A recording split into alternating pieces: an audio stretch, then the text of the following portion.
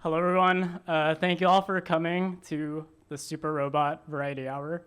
I'm your local host, Michael. As Ava said, I did Recurse in fall 2024, so around this same time last year. I actually gave a presentation about some of this stuff at the same time last year, so it's like deja vu. But I'll be talking about several robotic projects that I've worked on, as well as some thoughts trying to tie them together on why I think making is good and good for you. So I want to start off by talking about robot toys. I love robot toys. This is just a sliver of my collection, and when I sent it to my friend from Recurse, they thought I was in Japan, but no, I was just at my parents' house in North Carolina. And I never really stopped playing with robot toys, which made me a really weird kid. But I just love taking them apart, figuring out how the mechanisms work, like how a ratchet works or how a click joint works. And I really credit that tinkering and that experience with me studying mechanical engineering and then studying robotics to me being a roboticist today. And my favorite piece in my collection is this guy. Does anyone in the audience recognize it? Can you just shout it out? I see Blake's hand. Yes. This is the Gundam from Mobile Suit Gundam. It was a Japanese robot show from the 1970s. It was set in the future where humans live in space, but we're humans, so we still fight each other, and there's like big wars and stuff, and they fight them with these giant robots. And there's also like a bunch of space magic in it. It was really popular. They still make news stories today. It's probably as recognizable in Asia as like Star Wars is in America. It's popular enough to where they've made several life-size statues of these robots. These are my friends and I at various places and times in Japan visiting these robots. And one reason for their popularity was these robot toys. So these were model kits. So instead of the toys being pre-built, you actually had to get engaged, and kind of like they would make for cars or military vehicles, you'd have to put them together. So you'd have instructions where the trays have letters and numbers. You cut it out, you fit it together. And I really grew up on this stuff. I just loved that engaging nature of working with my hands and the tangible lessons of like trying to customize something. And that led to many things that I still use in my work as an engineer. I had this really cool experience of meeting the guy who made this robot show that I'm obsessed with at an anime convention here, which my other Recurse friends said was the nerdiest sentence that they had ever heard. But anyways, this guy was Yoshiyuki Tomino. He's like 85 years old at this point. And I asked him to sign part of my robot, and then as he was signing it, I was telling him how much this show had meant to me, how I watched it since I was a kid, and I started building the robots and then building my own robots, which led to me being then a roboticist in grad school. And after telling him how much he had inspired me, he just looked really disappointed and facepalmed on the desk.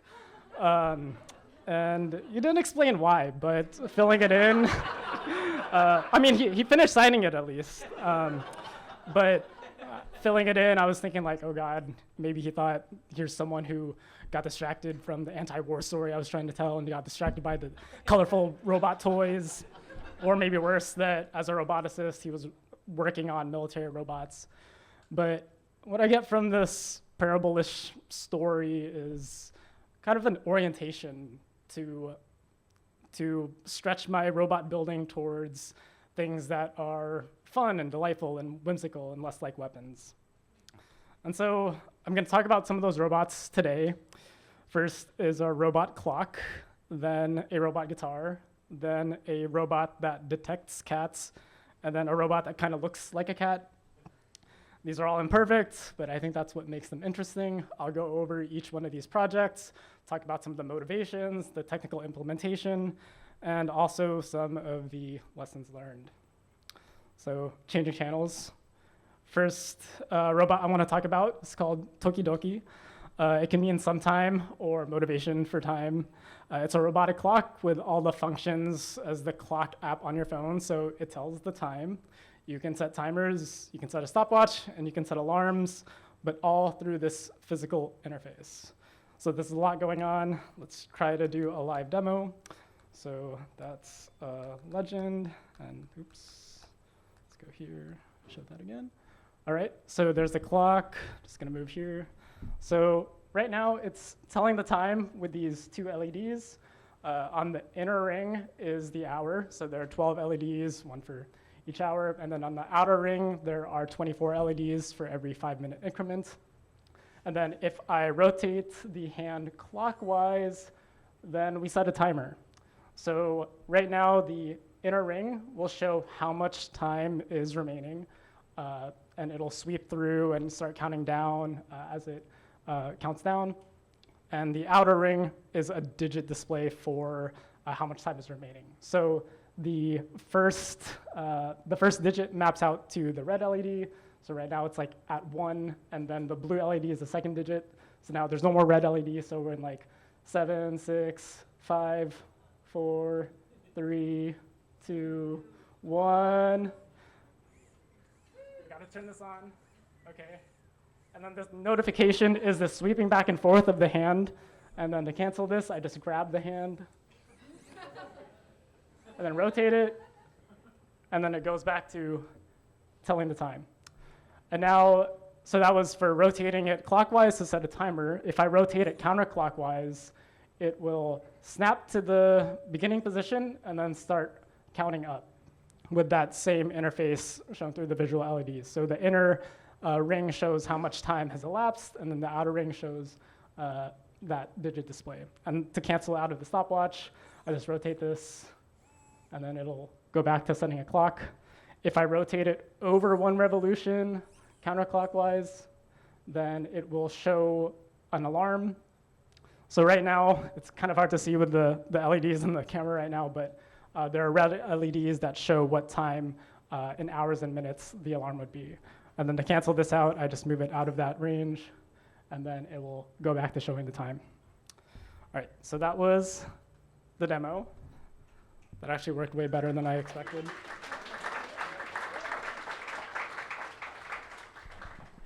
I'm gonna close this out. That's, spoiler alert, that's the next demo.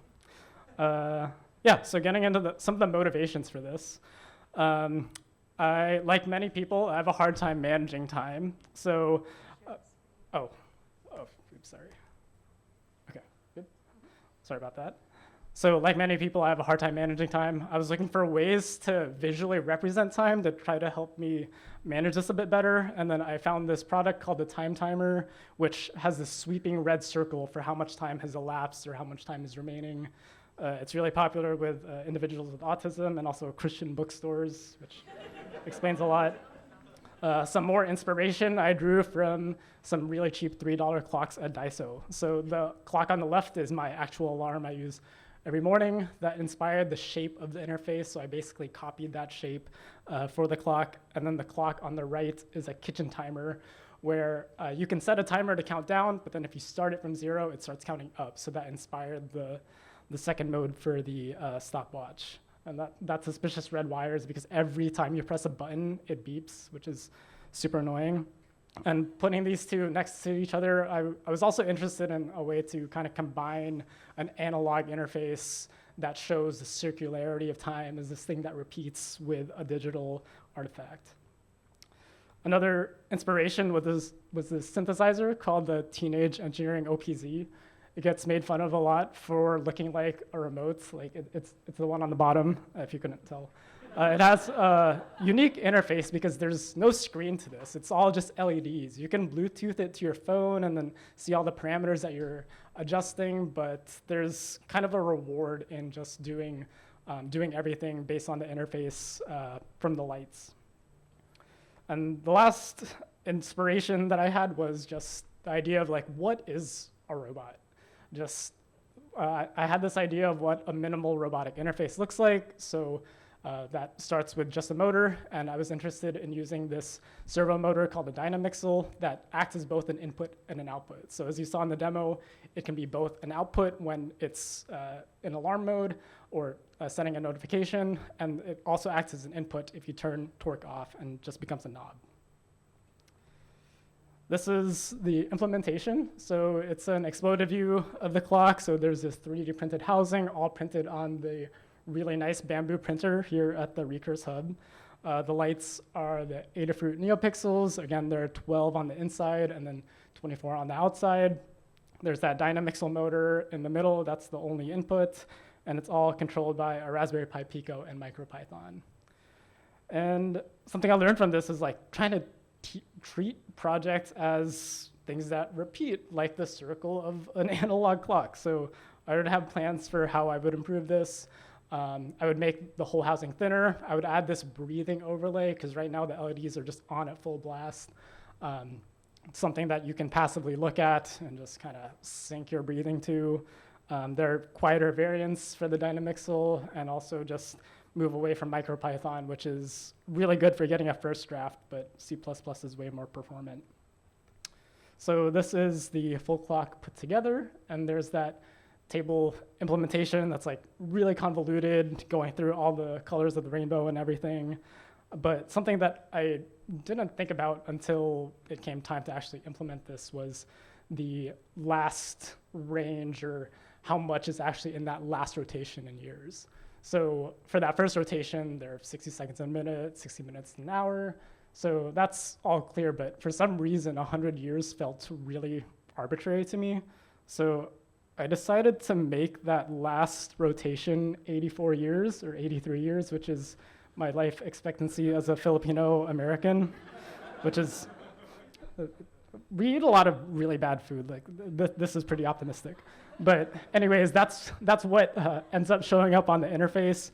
So that whole range of violet light is the 53-ish years I have left, which is kind of scary. It's kind of like, you know, that picture where you're staring at a skull and just getting reminded of your mortality, but also kind of optimistic, because I mean that's more than half of the time left, so hopefully I make the most of it. Another timely lesson was the power of deadlines. So this is my batchmate, Christina, who just knows all the events related to the intersection of art and technology. And she told me about this clock meetup, which I didn't even know existed. And I had this idea for so many months, like going on years at this point, and just getting this deadline a few weeks away was enough to really get me locked in and just design the whole housing in like 2 or 3 days. So yeah, just set deadlines for yourself. That's pretty valuable. And this is actually the clock meetup. Like I didn't know this many people were interested in clocks, but yeah, there are a lot of people. This was at NYC Resistor, which is this awesome hackerspace here in downtown Brooklyn, just a few minutes away. These are some of the other robots that I thought were pretty cool. So there's this marble-looking robot, and then the one on the right, it looks like a normal clock until it gets to midnight, and then the whole face moves. So it's like, I don't know, setting snooze on an analog clock. But that was Tokidoki. Thank you for your time. And now, changing channels to, this is Wonderwally. So Wonderwally is a robotic guitar strumming looper that loops just rhythm that I worked on on a team for a hackathon. There's Omar there right in the front. Yeah, so live looping is this really cool musical technique that's popular with the guitarists. So the idea is you lay down a loop of audio, and then you set a loop point, and then you can play melodies or more layers over that. So this is me demoing that. Let's see if I can get my mouse there.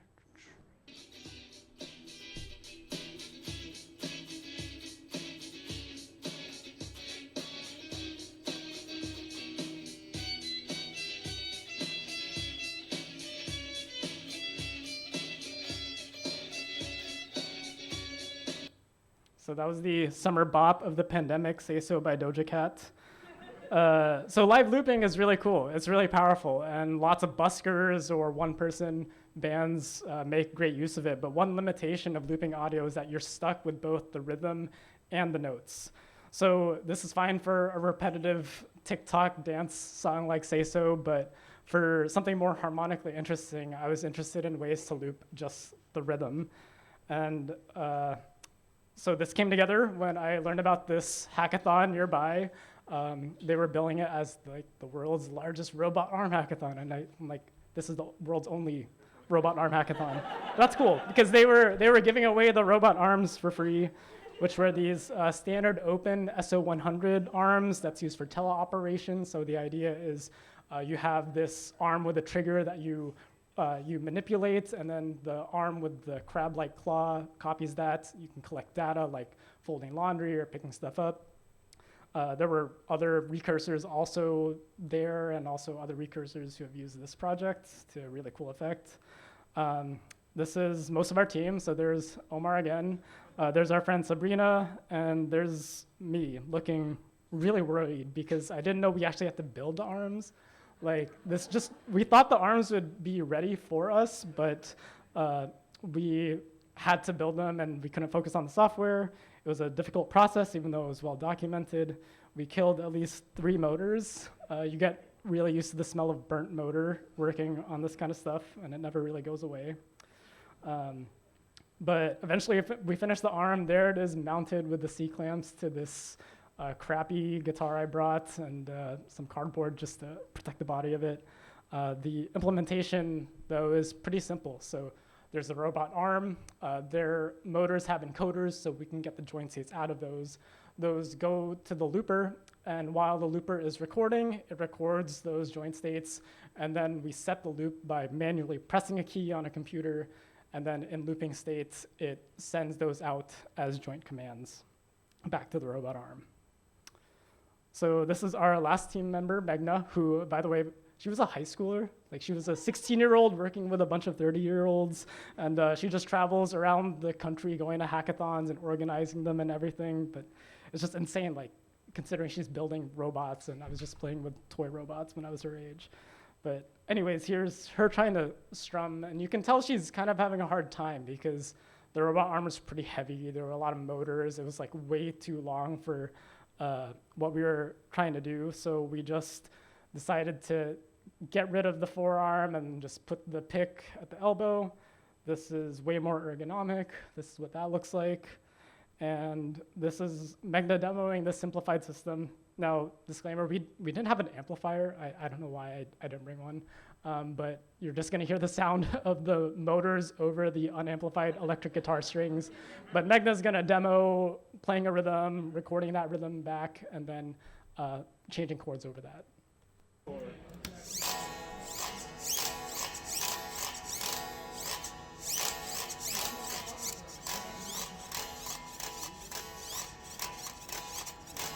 That works really well.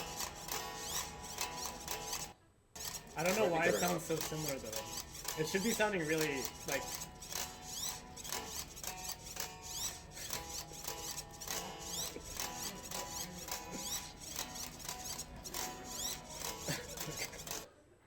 That was just so precious, like her realizing, oh my God, it's actually working.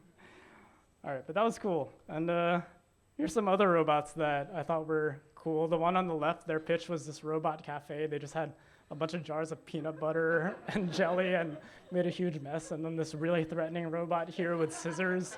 It was for a cool application where they were gonna use cameras and computer vision to find berries and then cut them off. So that was cool. But this was a short project, but it was still really fun. Like the story of how we formed this team. I was supposed to work with someone else. We had formed a team on Discord, and that guy said he overslept and never showed up until the award ceremony. And then I just saw Omar outside the venue. I was like, "You're Omar from Recurse, right?" And then we ended up working together. That was fun. And Meghna was awesome and really inspiring to see what these kids are cracked. This is her getting ice bucket challenged. That's Omar dumping water on her. But anyways, that was Wonder Wally. This is cool. Like, I didn't plan on getting applause after every project. That's nice. All right, moving along. Just changing channels. All right, this is Catbot. It's a notification system for stray cat sightings. So this camera detects cats, sends the images of the cat to my phone with a robot twist that I'll explain later.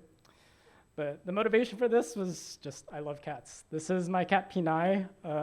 She lives back home with my parents, and this is how she adopted us, just by showing up under our cars over the pandemic. I'm actually really allergic to cats, but I'm okay with her, so it's like it was meant to be. And before New York, I lived in Connecticut. We lived next to a state park where there were lots of cats, but we never really saw them, or if we saw them, then they'd be super skittish, so they would run away. So I tried thinking of a way to automate notifications for this. And I was inspired by this product called Bird Buddy, which is this really well-designed bird feeder with a camera, and it's AI powered. And it'll send you notifications of birds to your phone. And this is cool, but I try to minimize internet-connected devices in my life and like the internet in general. And also, if the company goes under, then you're just left with a brick in many cases. So I have a lot of random electronics in my house, so I just want to roll my own. And this is what that implementation looks like. So there's a scene, there's a cat, there's a Raspberry Pi Zero, a small microcomputer with a camera on it. It sends that image to a Raspberry Pi 5 with an object detector. So the Pi Zero is too underpowered to actually run the object detector itself, so it sends the Pi 5 the image. If the Pi 5 detects a cat, it sends that text and image through Twilio to my phone. And this worked pretty well. It's like pretty simple, nothing too complicated. The object detector is all open source and open weights and all that good stuff. But there was a problem with birds. So living next to a state park with lots of cats, there are also lots of birds. Birds not only eat the cat food, so there's no cat food for the cats, but it's also bad for them. And so I tried to use my running sweater as a scarecrow, but that also scared away the cats. So I did the most sensible thing, which was to put a chopstick on a motor.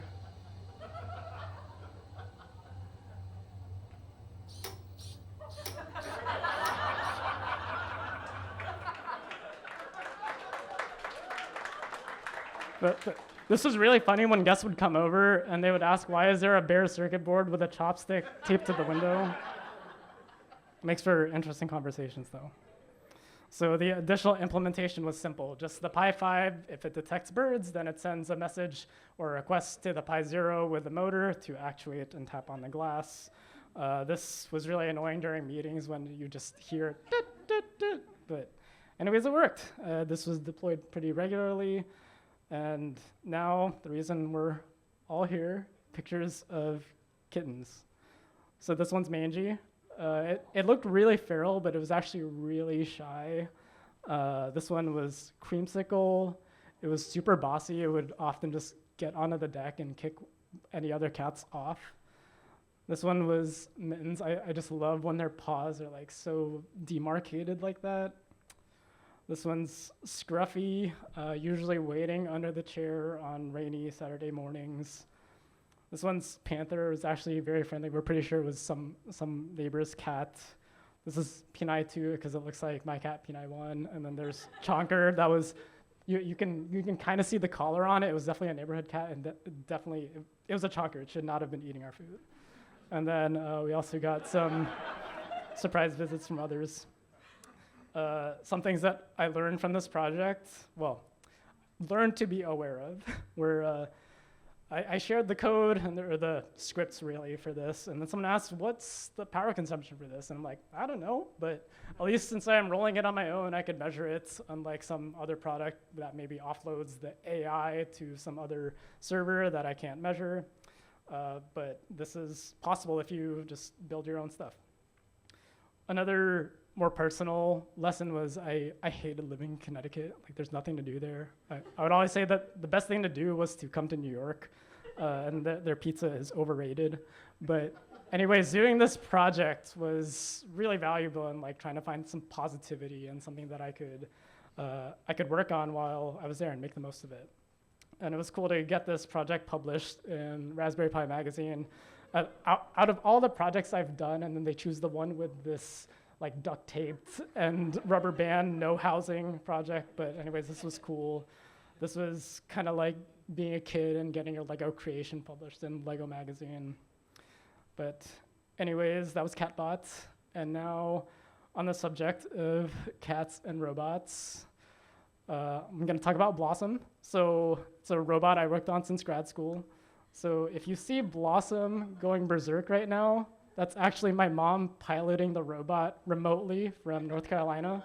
So she's moving her phone, and Blossom is mapping the motion of her phone to the movement of its motors.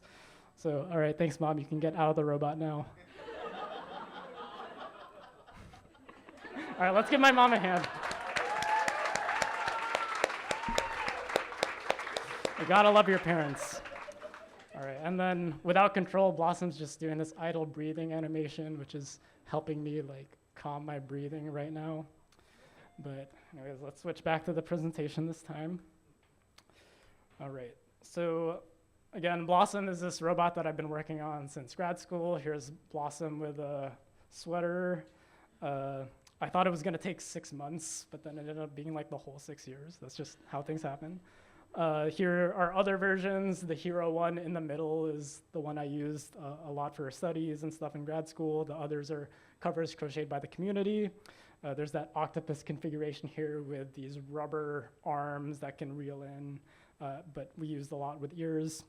And this project started off from 2 motivations. So one was robot design. So if you look up robots on Google, you see this, like lots of humanoids, lots of white plastic or metal and like LEDs.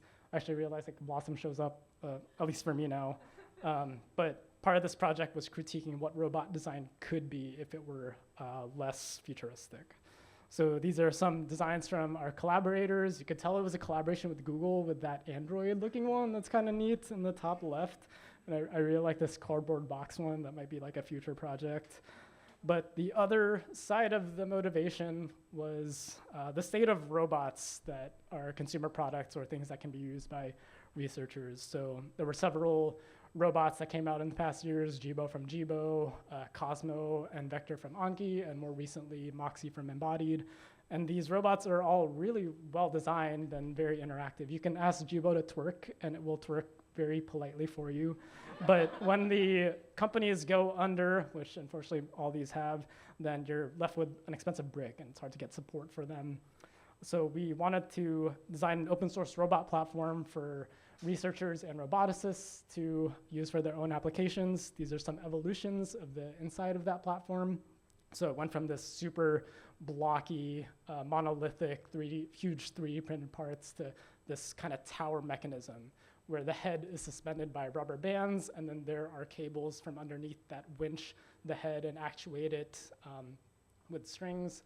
And then we kept iterating on that idea with this acrylic version and eventually this wood laser cut version that I used a lot in my research.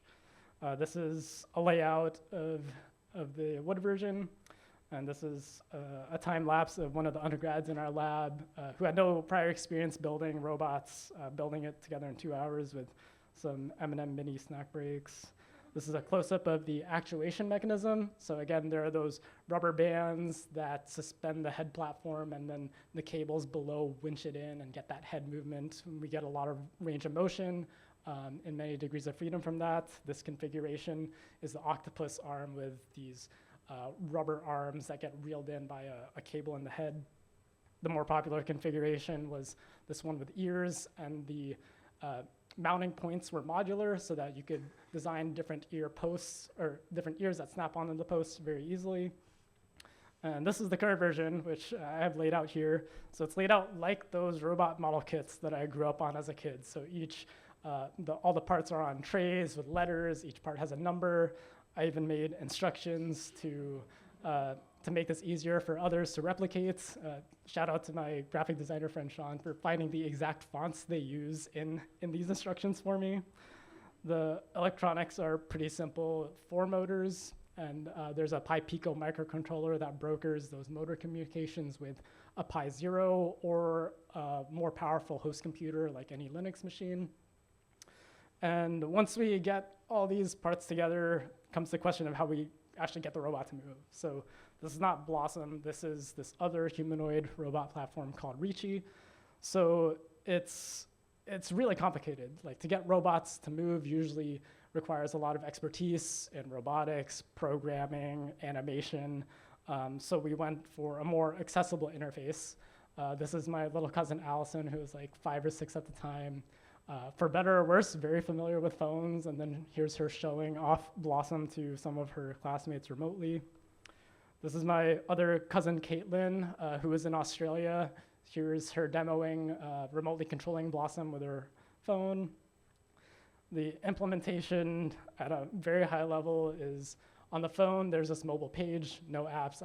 I'm not an app engineer. I don't know how to program apps. But it sends device orientation events to an inverse kinematics model on the robot that calculates the motor angles required to match the phone to Blossom's head.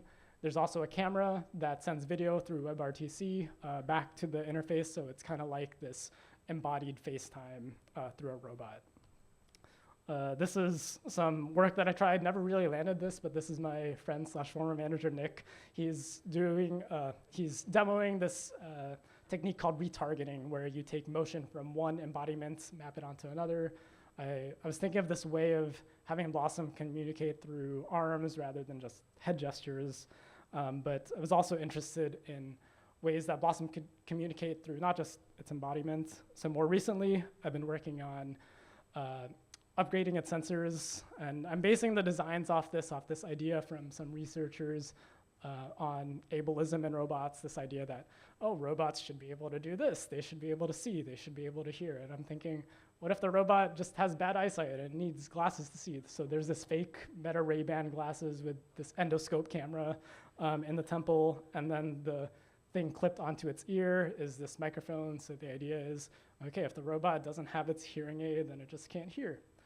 And there's also this little silver rectangle on its nose, which came from other inspiration in cats. So this is Pinai's first contact with Blossom. I guess I'd be scared too if a skeleton just started dancing next to me. But I was thinking like how to trigger a conversation with this robot. So I was thinking, oh, what if you pinch its ear and like grab its ear to wake it up, or implement a wake word, but that's actually very computationally expensive.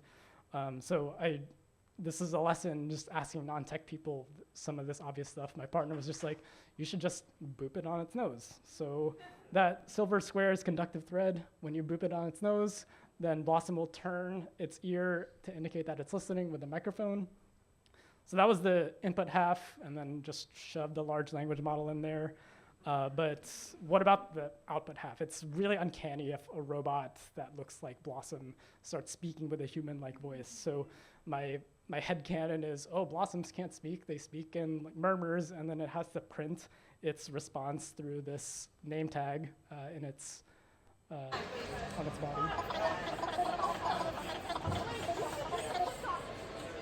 So it's pretty background noisy there, but it does this Animal Crossing type voice, and it moves its head, but it actually outputs the text through the name tag.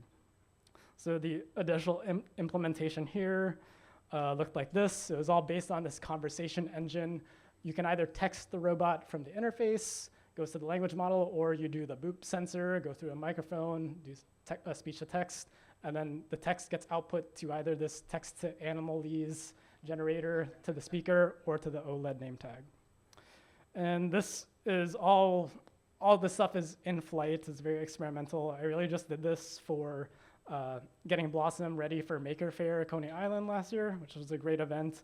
One of my favorite parts of this project is just deploying Blossom in these kinds of exhibitions or showcases. So this is someone taking Blossom and having it look at its own camera output and getting this infinite tunnel.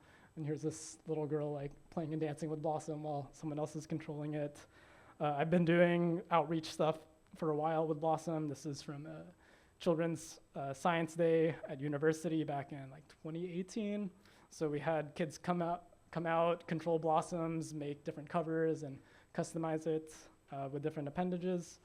This was a more involved workshop through the 4-H program where middle schoolers would come in, they would build the robot, customize it, program it, and just learn what robotics building was.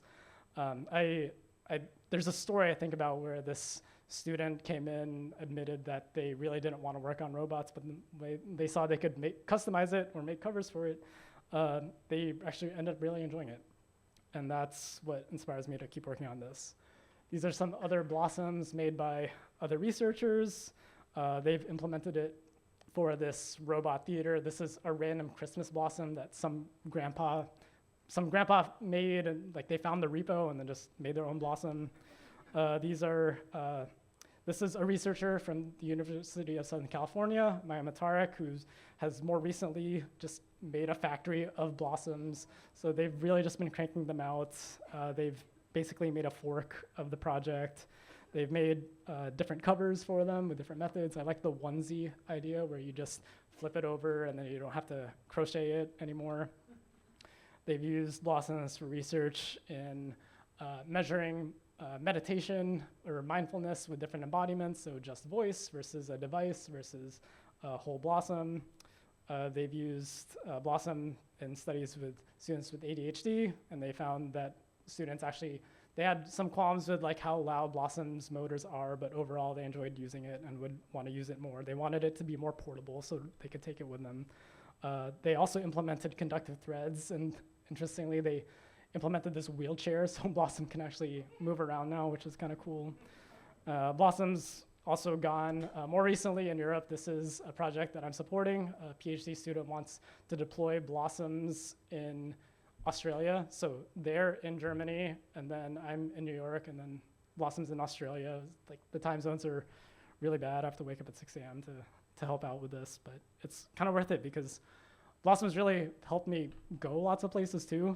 I got to fulfill my childhood dream of working on robots in Japan. I just met this guy at a conference. He was like, "You want to intern in Japan?" I'm like, "Sure." Sometimes you'll just see me with Blossom on the subways around here. And in thinking about the kind of attention that's needed to work on a project this long, I started thinking about how attention is a really loaded term now. So obviously, this is a reference to the paper that introduced the attention mechanism in modern AI systems. We have the attention economy that's always been talked about. We all have ADHD. And Blossom being used for attention caught my attention and made me start paying attention to the word attention. And I think the root of that is just tension. If attention is a stretching toward like keeping focus on something, your mind is going in different places and you're trying to stretch towards this one thing. But tension is also felt in the body. You can still have social tension, like tension between people, but you can start feeling really tense, like I am right now. So paying attention to the word attention helped me find the metaphor I was looking for and thinking of lessons that I've learned through this project, because I think Blossom embodies this. In looking on the outside, the act of crocheting a cover, this is an act of attention. You have to look, you have to aim the needle, you have to count, which I'm really bad at. Like when my rectangles always end up being triangles or squares or trapezoids or whatnot. And there's a physical tension also in the yarn as it wraps around your finger. I'm a really tense person, so I usually end up with burn marks on my finger, and my partner's like, why are you holding it like this? But that friction and fatigue, they make me feel accomplished in some way.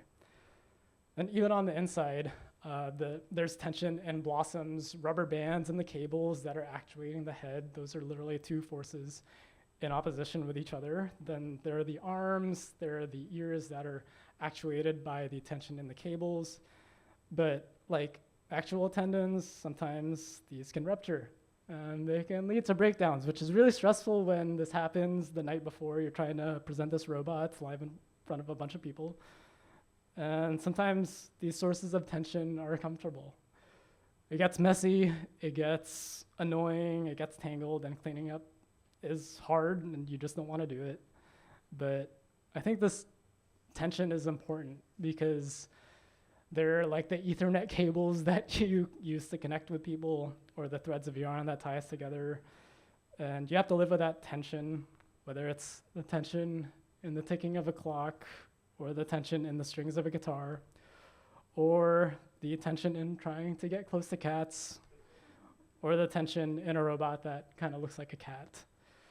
I think that tension is worth it if it means being with others. So thank you for your attention, and I'm gonna ask for some more of it because I have one more project. So just to preface this, for those who don't know this really weird American ritual, so when you graduate from university, you start off with your tassel on the right, and then there's this turning of the tassel. You sweep it to the left to signify that you've graduated.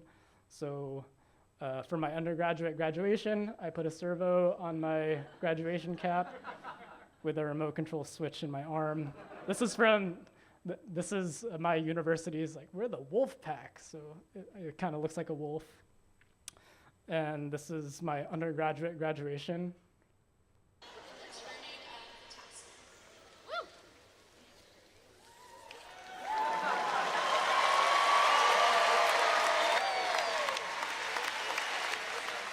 And so for my PhD, I had to make a sequel. Sometimes I think I just did a PhD just to make a sequel to this. But this is basically a whole Blossom robot on my cap. I added an extra motor, and there's also a camera. I had this story I made up where the tassel is having an existential crisis because you don't turn the tassel anymore for your PhD graduation. So it does face avoidance, and it turns away from people. And this is some of what that looked like at my PhD hooding ceremony. Michael Suguitan. His field is mechanical engineering. His advisor is Professor Malte Jung. He'll be hooded by Professor Savransky today, and his dissertation title is At Least Be Human, Humanizing the Robot as a Medium for Communication.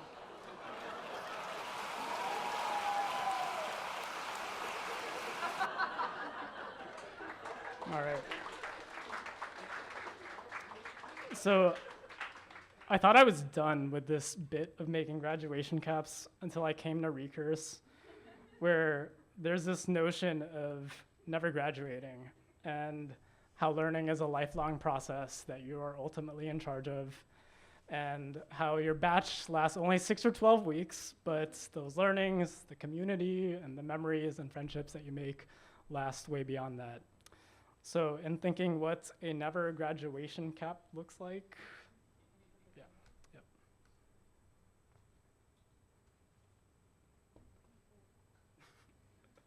gaffer tape, right? Right. So let's try to never graduate.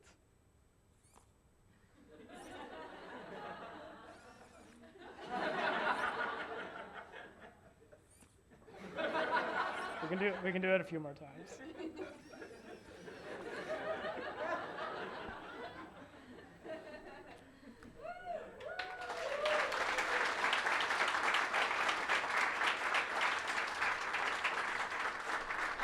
And so I think what you learn from Recurse is that making is good and good for you.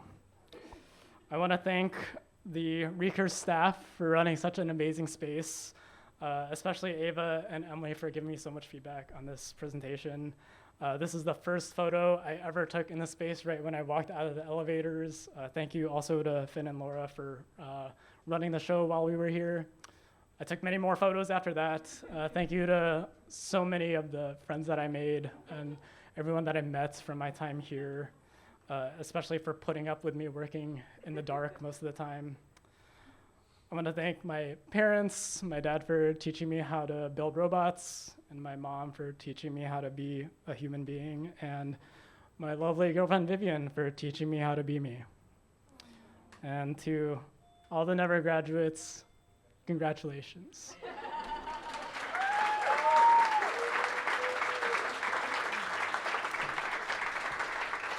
Now we're done.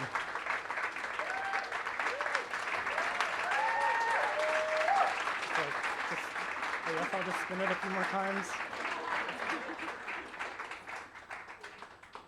Yeah. Cool. All right, everyone, if we could get the lights up. We have a few minutes for questions, so just go ahead and raise your hand and Michael will call on you. And then if you could repeat the question vaguely. All right. This is actually really heavy. You can take that. When you design robots, I noticed that you have a lot, very like multimedia designs. Like, do you worry about wear at all? Or like the interaction between the like balsa wood and like plastic servos and like screws and stuff? Like, does that come into your designs at all? Yeah, so I think, let me rephrase the question again? So you're asking about the different media that go into the robot design. So there's like wood, and then there's motors and plastic. And the answer is, as a mechanical engineer, I probably should, but I don't. Just kind of stick with what works. And I think the mediums I've landed on are mostly like 3D printed things because it's easy. I've had these ideas for origami robots too. Like there's some work in there. That's pretty cool. Yep. How do you author animations for a robot like Blossom? Is it mostly like directly in code, or do you use like a visual tool to do that? How does that process work? Yeah. So for Blossom, there. Oh yeah, sorry. So the question was how to author animations for robots like Blossom. So for Blossom specifically, I would implement recording of the motor angles, and I cut out a bunch of boring stuff about machine learning that took up many years of my PhD. I was trying to do generative AI for robot animation generation. So the idea that we'd have recorded data sets of movements and then chunk those up, or have a neural network learn those and then create new movements. But in terms of fancy authoring systems, I haven't worked on complicated robots that require those yet. But I think teleoperation is a good process to do that. Yep, over there. You've been doing robotic stuff for a long time. I'm curious, since you started to now, what stuff has become like a lot easier because of change in the rest of the world, and what is still like pretty annoying and hard? Yeah, so the question was, oh my God, I've been working on robots for a while. Since I've been working on robots for a while, what's changed since then, and what's hard or what's easier, right? I think what's easier is just access to the design. So that the guitar robot that I showed, that's from an open source platform now that is very reproducible. I mean, yeah, you still have to build it, and it's still a little difficult, but those designs did not exist 5 or 10 years ago. So that's definitely become easier, especially with all this hype in creating robot platforms for teleoperation data collection. What's hard is just building it, like making sure that your motors don't burn out or that you don't catch fire and stuff like that. Like that's always going to be there, I think. Yeah. Yep. So when they made the Blossom factory, how involved were you in that process, and did you have to like change like the design of Blossom? Yeah, so I wasn't involved there apart from just, oh, sorry.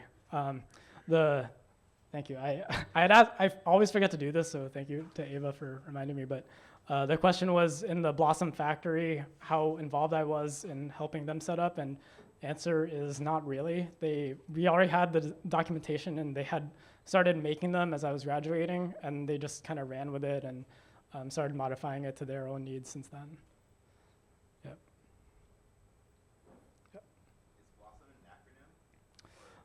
Yeah, the question is Blossom an acronym? And no. Yeah, I asked my advisor what it meant, and he was like, I don't know. So, but it can be like not a backronym, but you kind of make the meaning of it, like Blossom is blossoming into a blossom factory. I don't know. Maybe.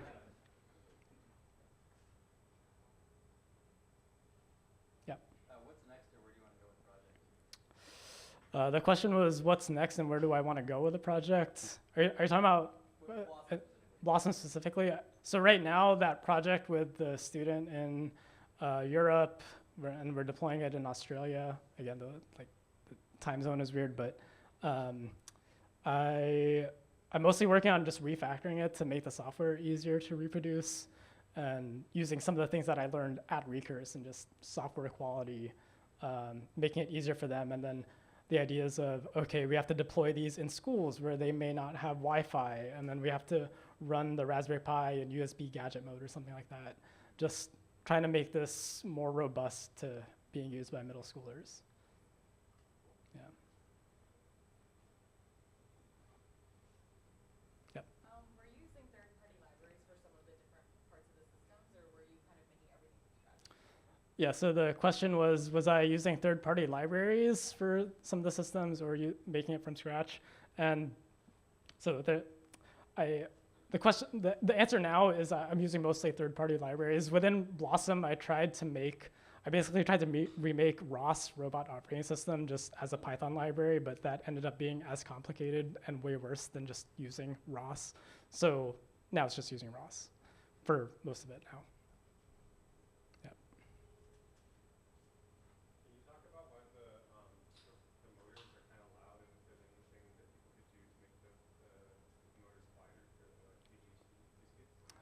Yeah, so the question was why the motors are loud and if there's anything to be done with making them quieter. So I think the motors are loud just because of the gearing, and there are actual physical gears in there, and that's the meshing of the gears is why it's loud. There are other variants of the motor that are geared such that they're quieter, which I would want to use. Actually, thank you for reminding me of this. I need to write this down now. Yeah, the next solution would be to transition towards brushless motors that are way quieter but are way more complicated to control. And yeah, it's a pretty big undertaking and much more expensive.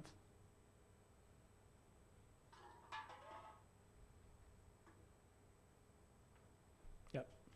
Is there pretty big overlap between like your robot for detecting cats versus the birds and stuff versus using the glasses like the eyesight? And do you see like that overlap between all your different projects where you can kind of build on your knowledge you've established? Yeah, so the question was whether there's overlap between the different projects, and I definitely think that there is. Like, they kind of leapfrog each other, which is why I keep going back to Blossom, because I learn something new working on something else, and then I go back to Blossom or some other project. I plan to go back to the clock with other things I've learned. So it's definitely, I guess it's kind of like making art in a way where you leapfrog from different projects and then you kind of get better each time. You're never satisfied with it, so you keep going back to it, I think.